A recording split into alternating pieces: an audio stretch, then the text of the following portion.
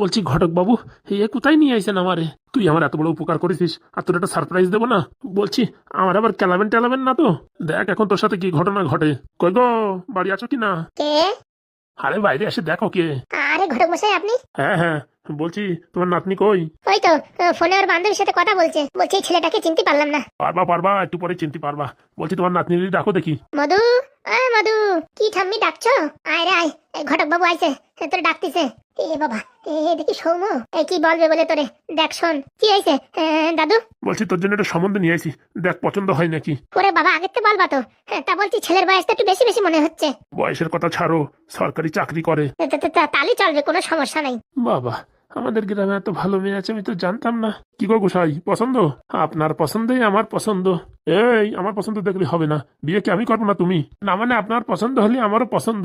ও কথা বলছিস কেন? তা সামনাসামনি কি করে বলবো যে আবার পছন্দ বোঝো না তুমি? হয়তো আমার কানে কানে তো বলতে পারিস পছন্দ কিনা, যদি পছন্দ হয় তাহলে কথা আগে বাড়াবো, নাহলে এখানেই খামাপুতো দিয়ে চলে যাবো। পছন্দ পছন্দ, এই টাকু মাথায় আর কত বড় চন্দন পাবো। আরে ধুস তোর টাকু, পয়সায় সব টাকু মাকু কিচ্ছু দেখা যায় না। তাহলে ঠিক আছে, ফাইনাল করে দি একদম। বলছি আমার মার কাছে একটু শুনে নিলে হতো না?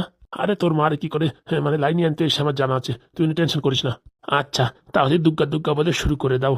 তা বলছি দিদি, ছেলে এই যে আপনার সামনে, দেখতে পাচ্ছেন সরকারি চাকরি করে, মাসগিরি 20,000 টাকা বেতন আছে। এখন নতুন তো, আর কয়েক বছর গেলে আরো টাকা বাড়বে। আর কোনো চাপ নেই, আপনার নাতনিরই একদম স্বর্গে